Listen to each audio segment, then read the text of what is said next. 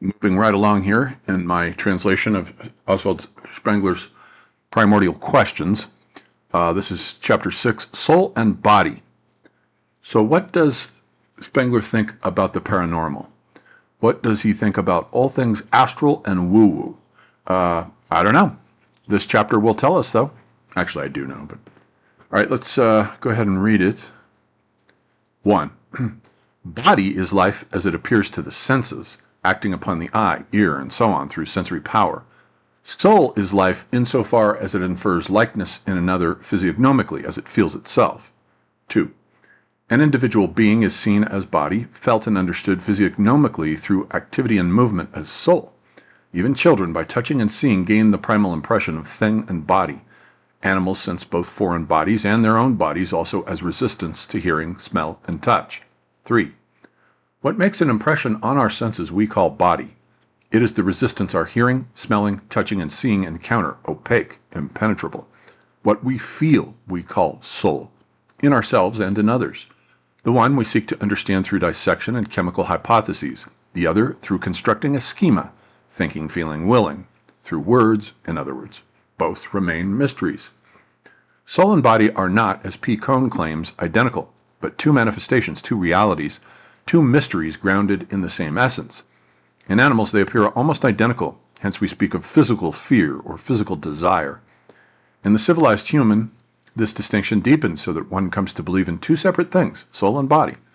Systematic reflection, of course, made from this a material and a spiritual world and sought a spatial model of their relation. 5. Flowing life is perceived sensually, seen, touched, as a thing in space, as body. It is felt as soul. For the rationalist and materialist, however, the impression is of a body in which a location is implied. A soul resides somewhere. I should put an emphasis on that where, put it in italics. Fixed to the human eye, seen as resistance to light, an animal is a thing. Yet apart from this, understood physiognomically through its expression, it is a process. Life is not in the animal is life. 7. Only freely moving beings, those able to change their relation to their environment, have a metaphysical center. They are microcosms within the macrocosm. This is the fact of soul. A small world within a great one, each interpenetrating the other. Both are cosmically conditioned. I and sun belong together. Soul is an event, a happening, not a thing. The soul can choose its relation to the environment, the macrocosm, can master or believe it masters it, can know its own relation to its surroundings. Other selves, too, belong to the macrocosm as part of the external world, other eyes and other beings. The plant has no tension between microcosm and macrocosm. It is cosmos, though no longer exclusively so. 8. What we call the I, consciousness in all animal beings, is a narrow boundary between the mysteries within and without, between soul and world. Soul is a word for the inner mystery that we imagine in sensory and spatial causal terms, and by doing so estrange from its essence. Estrange it from its essence. I need to add that. Soul and world are the unconscious within and without. Consciousness is wakefulness, A, and by consciousness, wakefulness, he means Wachsein, his word for waking being.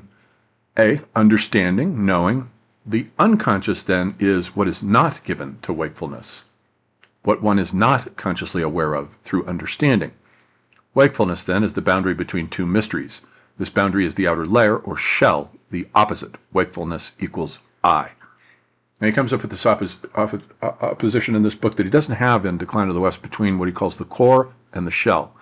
The core really refers to the soul, and the shell refers to the outer layer of the senses and the mind.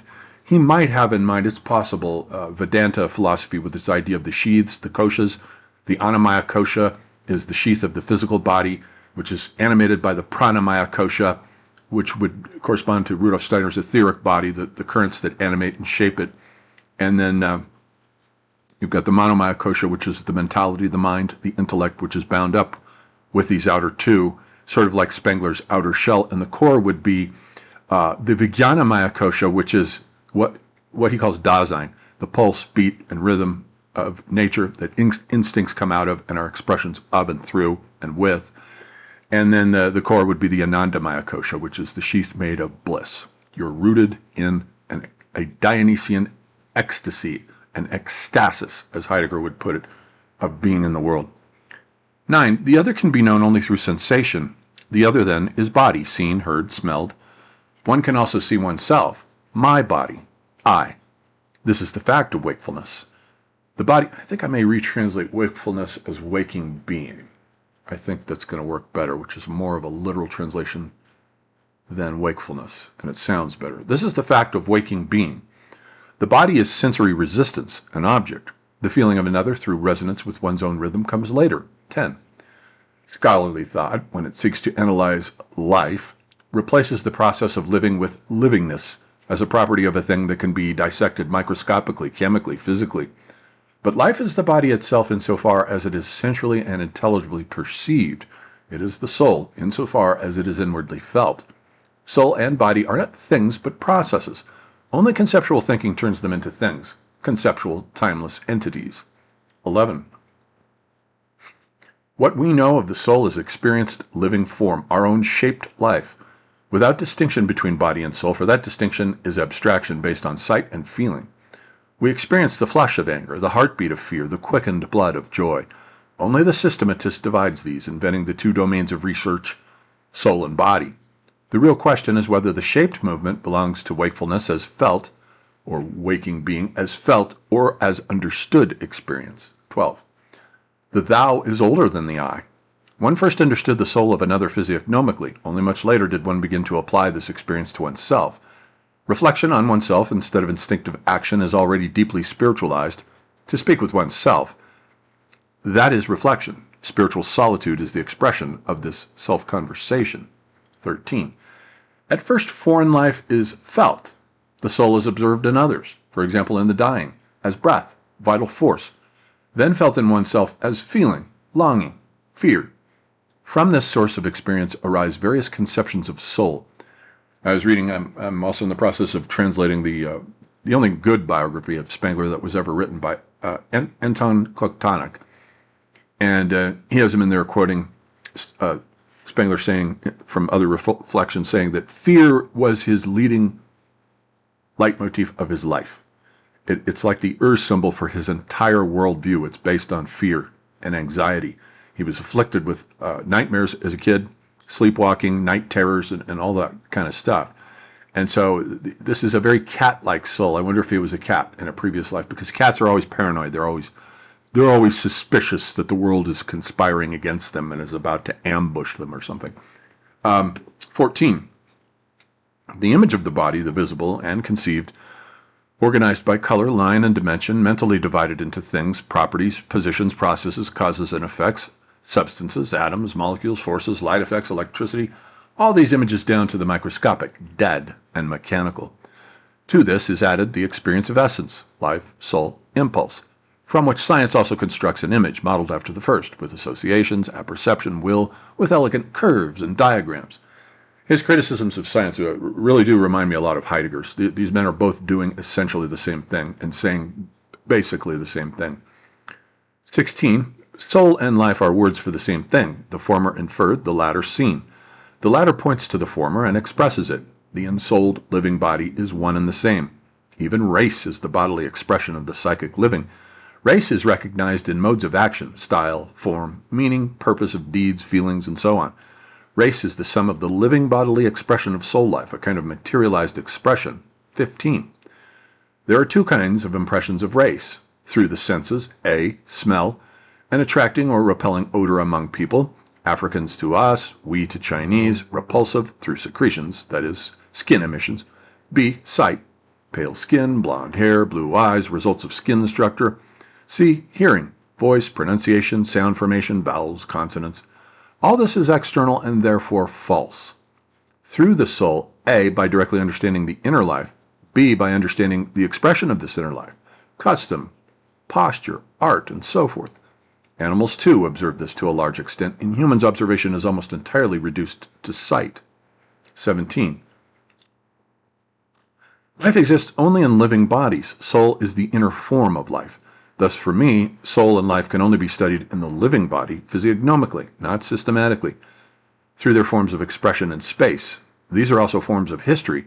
One learns to know the soul only through historical expression, from the history of humanity down to the private history of the individual, day by day. Our time still labors, since the 19th century, under the impression that psychology is a natural science. But as such, it would be only a physics of the substrate, just like materialist history. Soul itself is a history, something happening. 18. Soul, i.e. life, is graspable only in expression physiognomically. All artifacts, pottery, weapons, graves, must be understood not as things in themselves, but as results of physiognomic acts of expression, as the shaping, striking, building of earlier people. This is the graphology of the finds. 19. Every person imagines the soul according to their image of nature. The primitive human already saw the soul as a bird that could fly, as clouds, lightning, or as a demon within the body that continues to live after the body dies. Modern psychology does the same, and so do I. Just as the world of nature has soul for me, so too does the small world of the living being. 20. The soul is the meaning of the entire body, including the senses and nerves. True souls exist only in mobile bodies, that is, in wakefulness or waking being. Will is the core of the soul's life, the impulse that employs the senses and the mind. 21. The ensouled body expresses the fact that this small world, the microcosm, has its own fire, its own center. Life, soul, body, and history are words for the same impression, seen from different perspectives. 22. The body forms itself within according to an idea, the soul. Its structure corresponds to the soul's. The soul is its informing idea. Blushing, going pale, a racing heart. These are not accompaniments of emotion, but the emotions themselves. The body is the manifest soul, perceptible to the senses. It remains a mystery, forever beyond the research or the reach of the intellect, the unconscious. 23. The connection between soul and body. Anger and rage can heighten bodily strength to an extraordinary degree. 24.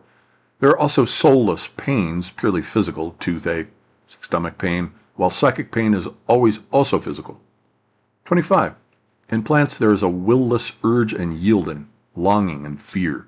In animals, wakeful impulse. Above both lies the cultural soul of man, a thin layer. 26.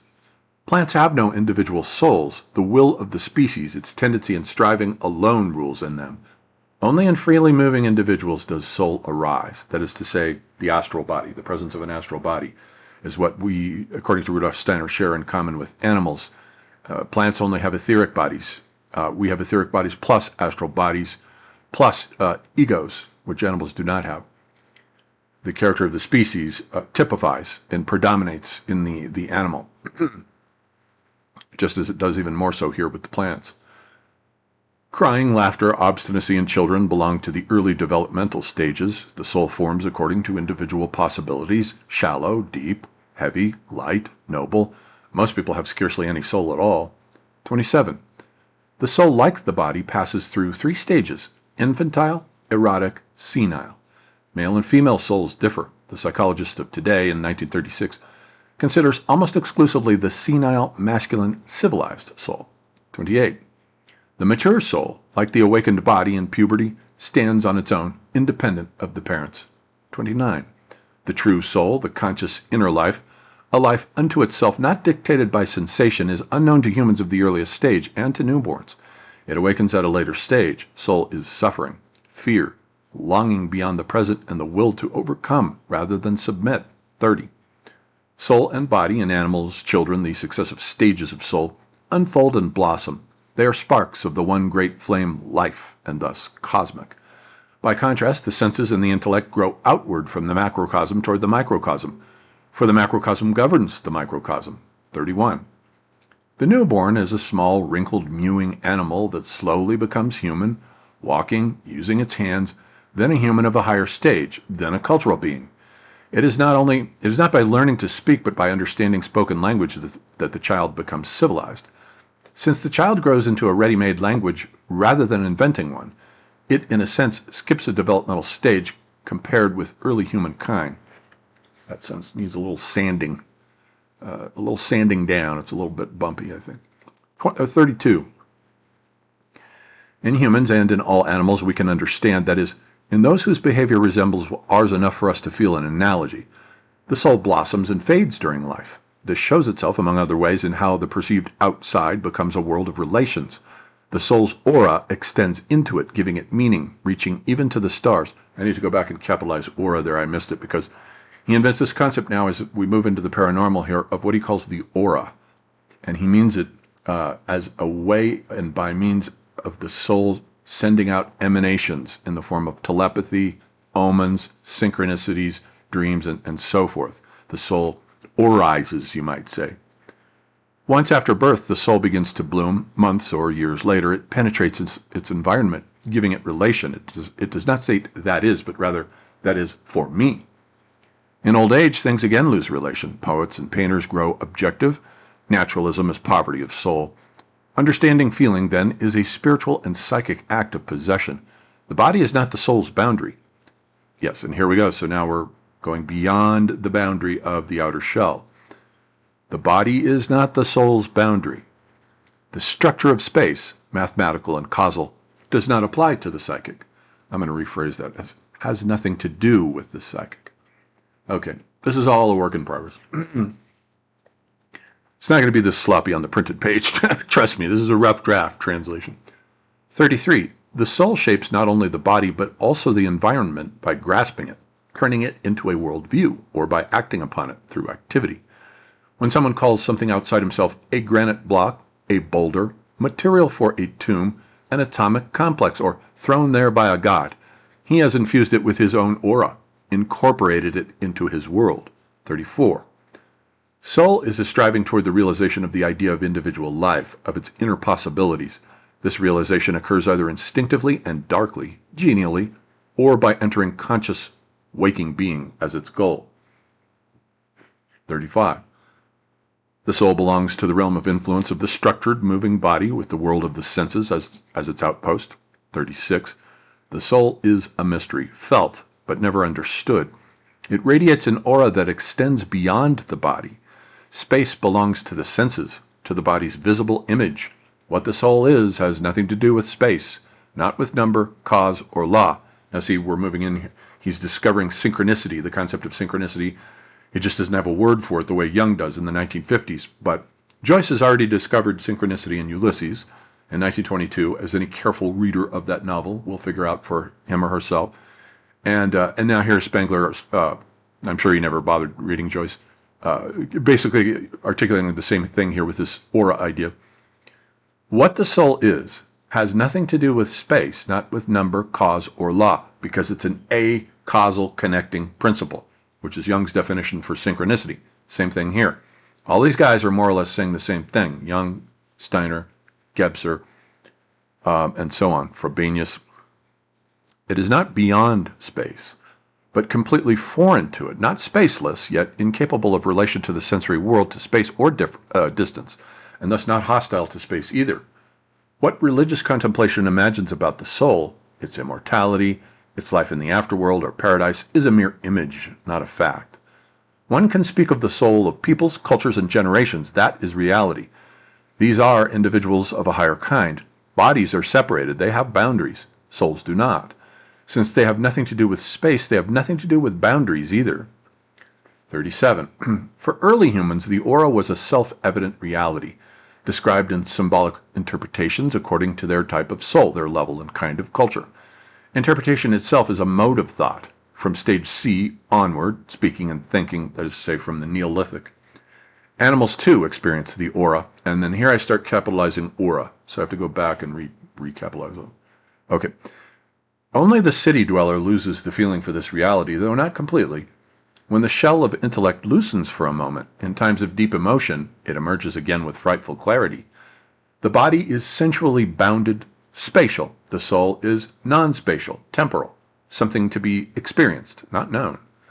Sensually bounded means resistant. The soul resists no sense and is therefore non-spatial.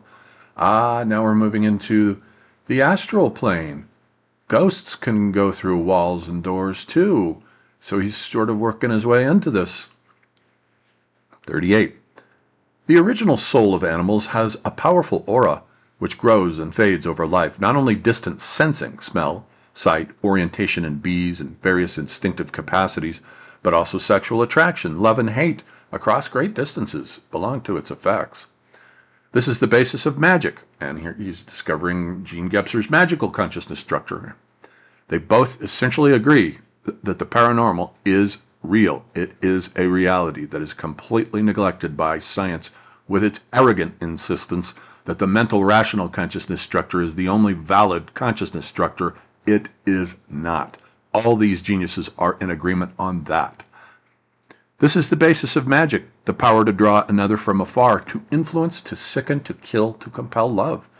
Talismans and amulets serve to ward off such forces like the evil eye. Hunting charms are meant to attract prey. The souls, the core, extend beyond their shells. They can instinctively dominate other nerves and senses, visions. With the separation of thought from the sensory world through language, the aura narrows and fades. Now that agrees 100% with Rudolf Steiner's whole cosmological history, that the aura is actually an extension of the etheric body, and it extends outside the body. But that over time, as we have become more and more civilized and cultured and also rational, the etheric body / the aura has contracted and contracted and contracted. And he says that the Gospel of Mark tells this whole story of Christ having an expanded aura where he's able to perform all these miracles, but by the time of the betrayal at Gethsemane and Golgotha and so forth, his aura has shrunk. It's a miniature version of a recapitulation of ontogeny recapitulates phylogeny, that sort of thing, where he loses his power to perform miracles by the end there. Same concept that these guys have exactly. 39. To explain what is falsely called a cult, one must not invent theories, all of which are mirrors of human thought or of its limits, but clear away existing theories, performing what Heidegger terms an up-bow, which is the basis for what later becomes Derridian deconstruction. For Heidegger, deconstruction begins as a destruction, a clearing away of cliches, stereotypes, worn-out ideas, especially the physical and chemical ones. Things seem miraculous only to those who believe the theories of natural science to correctly represent the world itself. Once one knows they are only a mode of representation, such things then seem natural, and, like everything else, inexplicable. A lightning bolt remains a mystery, whether one calls it divine wrath or electrical discharge. 40. The soul, its symbols are flame and spark, radiates. That is the aura. We speak of radiance, of a radiant personality, of a radiant soul. The rays of the soul permeate the world. He means this, by the way, literally, not metaphorically. He's not speaking in metaphors here. 41.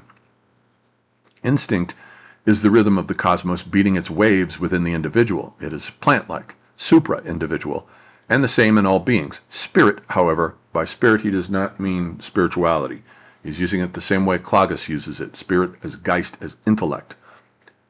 Geist, however, each possesses individuality, for it belongs to the tension between microcosm and macrocosm. When I think, others do not therefore think, yet all individual minds are cosmically related. They face the same mystery, just as the eyes of all animals face the same light. From this cosmic rhythm arises distant connections among beings, second sight, telepathy, premonition. In the civilized human, this is almost extinct. In the peasant, a person of stage C, the Neolithic, it is more frequent, and in animals it is strong, as in their sensing of earthquakes. 42. The strength of a soul manifests in the reach and power of its aura, in humans and animals alike. The hypnotic gaze of snakes, for example, is one form. The gaze is weaker in herbivores. The influence of life extends beyond the body through smell, sound, warmth, perceptible to the senses of other beings. Only the human eye, and we know no other eyes, perceives a boundary where touch also finds one. To what extent do light and tactile resistance coincide? The human eye distinguishes color and brightness. In animals, vision may depend on entirely different elements. That animal color perception differs from ours is shown by many observations. For example, that some see ultraviolet light invisible to us. And here I've got an end note to the effect. I give a bunch of examples of that kind of way in which animals have different senses that perceive things that we cannot perceive, such as ultraviolet light or infrared. 43. What is perceived as clairvoyance, haunting, telepathy, or distant influence, telekinesis, rests on the aura of the soul. The souls of the distant or departed appear only to those whose souls are open to them. That is 100% correct. If you are stuck in late city intellectual thinking, that is to say, atheistic rationalist materialism, you will never see a ghost. You will never have a synchronicity, at least not one that you notice, because you'll just assume that they don't exist, so you won't notice them, and you'll explain them away as mere coincidence. I have learned in my 57 and a half years of life now, almost 58, that as you get older, there are no coincidences, especially in writing my autobiography and going back through my life, noticing the future casting its shadow backwards into the present, all kinds of invisible hidden connections going on behind the scenes here. We're on a stage, people. We're on a stage. There's a whole auditorium and a whole special effects apparatus all around us. Once upon a time, this was universal and self-evident. In cities nowadays, souls are deaf and blind. Only the outer senses remain alive. And so pay attention to details I've done where I don't capitalize the soul when it's in the context of mere city intellect that thinks it's so clever, and that the peasant who believes in ghosts and gods and demons is such an ignorant rube. That is not the case. These are different structures of consciousness. One is not better than another, and Spengler is not saying that they are. There's a trade-off between a civilization's development of its intellect and the loss of contact with the cosmos that it has. Its aura weakens, as he says here. 44. The soul can mysteriously and darkly sense what has not yet entered consciousness: an approaching storm, an earthquake, a personal misfortune. Premonition and fear stir beforehand. This foreboding mood, anticipatory fear, is a sensing of the soul. 45. When the formation of the microcosm within the macrocosm comes to an end, what remains, slowly fading, is the purely cosmic. The afterlife of the soul of the dead is not speculation or mysticism, but experience. Among domesticated indoor people, it is rare. Among people living in the countryside, it is taken for granted. Exactly what Jung says, having grown up in the countryside, in his autobiography, Memories, Dreams, and Reflections, where he's talking about, we knew ghosts were real. We grew up in the countryside. We didn't have city intellect in the way. For one experiences it with the soul, the cosmic element in man, not by intellectual understanding. Ghosts appear to the ensouled senses, not to the critical mind. Likewise, the cosmos confined within the microcosm, bounded by its shell, can transcend the limits of space and distance. Messages from the dying may come, even from across the world. 46. The life of plants is soulless life. With the freely moving animal begins soul life. For soul is not a substance, but a kind of life. Life as we feel it in waking or in dreams. That we feel is itself the soul. Or I should say, is the activity of the soul. I'll alter that sentence. Only linguistic systematic thinking, which always seeks and must seek distinctions, has conceptually separated soul, life, and body, and cannot free itself from these artificial products of thought. 47. The body is the microcosm within the macrocosm, grasped sensually, intellectually, and spatially, but the soul is cosmic, grasped only through feeling. The image of the soul is the counter-image of physics. 48. Human perception is concentrated on sight, therefore body is a visible form. Soul is inner form, experienced in time. 49. Between the waking I and thou lies the macrocosmic boundary of space. Between souls there is no between. Aura is a far too spatial concept. In cosmic reality, souls are not limited to the space the visible body occupies in the sensory world. A melody is not bound to the space of the violin's body. A thought is not confined to the space where it arose.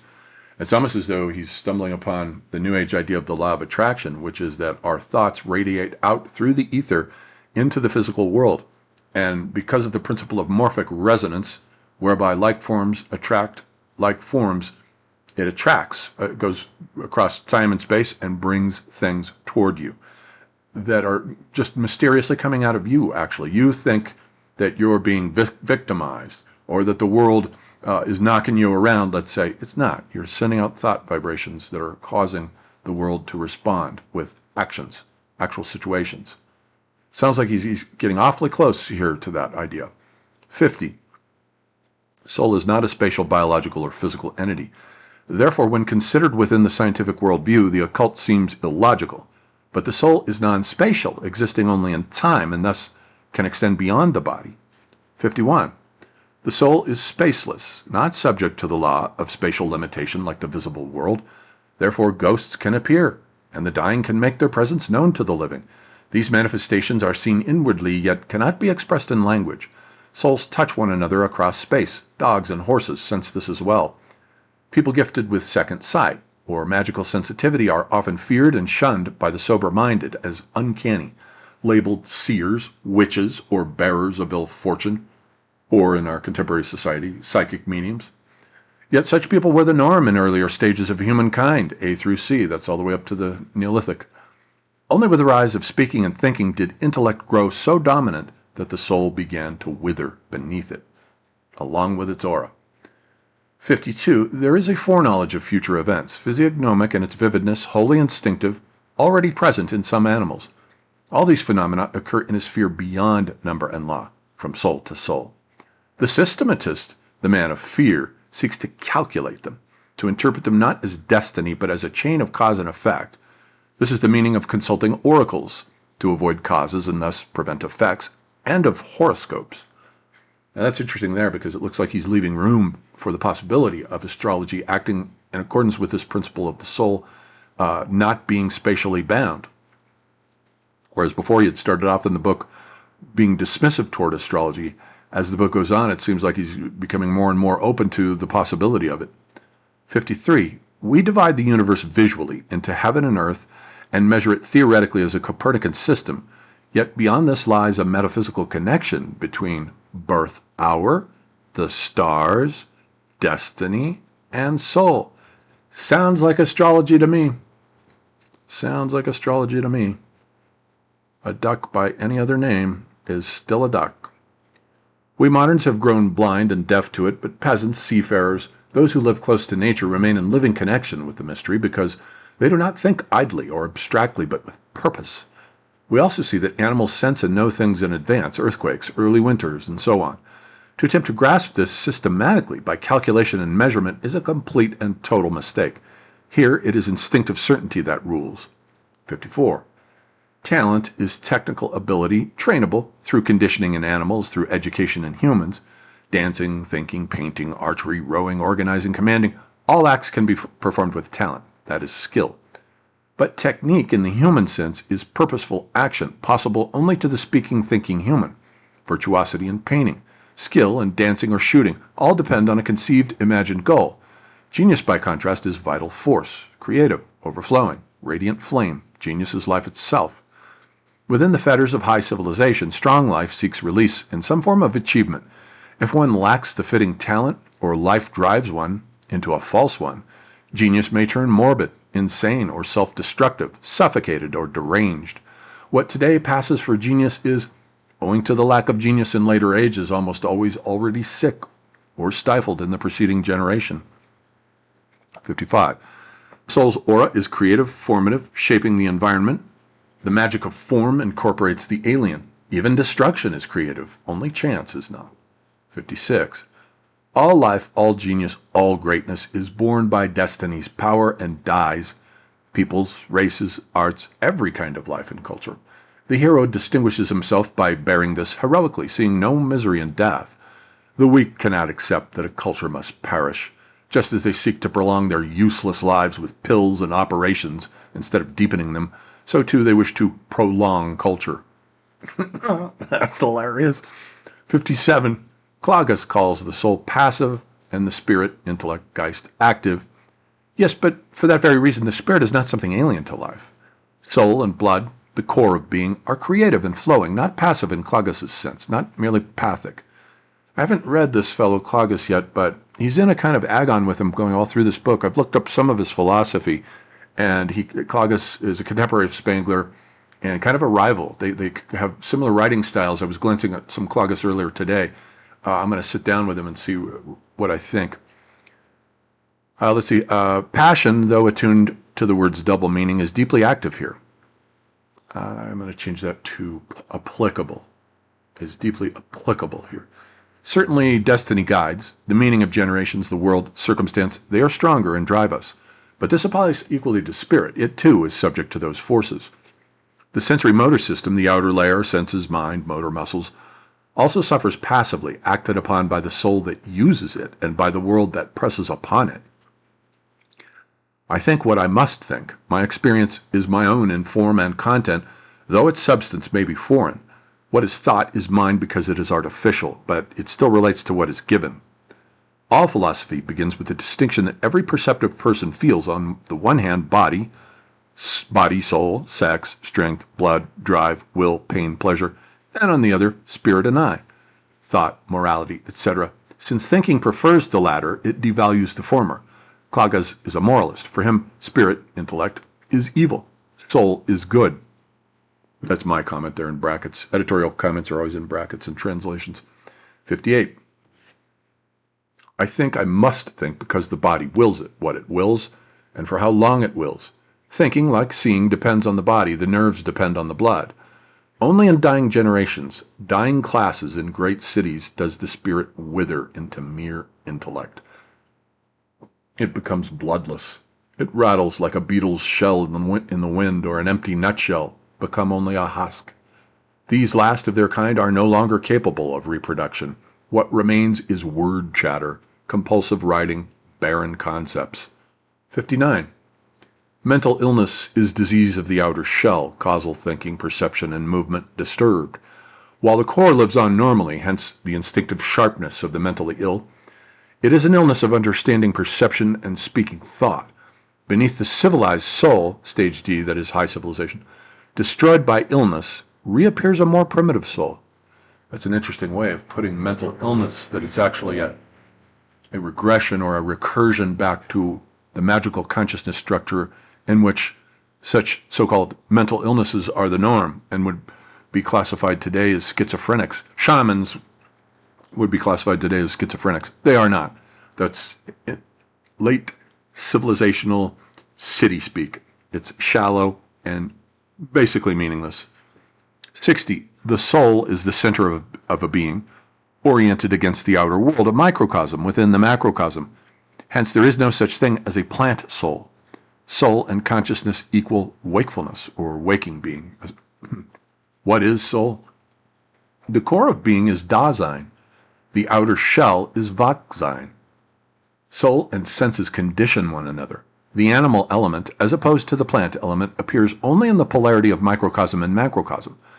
At night in sleep, the being is only cosmic unity, plant-like, and soulless. As in deep dreamless sleep, which is essentially what plants are in. They don't dream, but they exist, and they experience the world ecstatically, like deep dreamless sleep. Soul and body are realities known to wakefulness both optically and psychically. Sleep is as bodiless as it is soulless. That is, without the astral body, and you're just considering the physical body there together with the etheric body. The laws of space and time do not apply in sleep. Thus, soul is that part of the microcosm that is aware of itself. The feeling of the soul is conscious feeling. The microcosm within the macrocosm appears actual as body, seen, real as soul, felt, both only in waking being. In sleep, this polarity collapses. 61. Soul, body, will, these are merely words. What they name is the image of something that remains mysterious. We call feeling the wakeful perception of the cosmic within us. Sensation, the perception of the tension between microcosm and macrocosm. Only wakefulness forms these shapes of being, but wakefulness is not existence. Wachsein is not Dasein, is the German. Feeling is always wakeful feeling, or feeling wakefulness, not cosmic in itself, but cosmic shaping within the forms of waking being. What will or feeling might be independently of waking being we cannot imagine. 62. There is no soul in plants. For our eyes, plants react mechanically. Outside and inside are one process. Only where the inside shows freedom of response is there soul, will, and individuality. The plant reacts like a regiment drilling. All make the same movement. Plants cannot will otherwise. Is there in this sense a mass soul? Yes, but it is not structurally identical with the individual soul. As Rudolf Steiner says, plants have group souls as animals. Animals have group souls, but plants even more so. Plants have no disposition that transcends the nature of their species. Where a mass soul forms, the individual disposition is suppressed. I'll read one or two more of these, but I don't want to give the whole book away because I want you to buy it when I publish it. Let's see if there's anything else right now. I think that's probably it. And then, there's 78 aphorisms here. I like the little diagram that he gives at the end here, summing it up. Dasein versus Wachsein. Dasein, wrongly called the unconscious. Wachsein, wakefulness. And he's got instinct is closer to Dasein. Intellect is a property of Wachsein. Better, he says, wrongly called the unconscious, better life. Leben is the German word being used there. And drive. So instincts and drives are related to Dasein, whereas judgment and understanding feeling is related to Wachsein, and so forth. So right now I'm in the middle of translating this chapter 7 on instinct, drive, will, which flows right out of the other one. Whoops, that got messed up there. And it's wonderful the way these chapters they flow one right out of the other. Pretty amazing stuff. I'm having a blast translating this book. Okay, people, remember I do astrology readings. Hit me up at johndavidebert@gmail.com if you have any interest in that.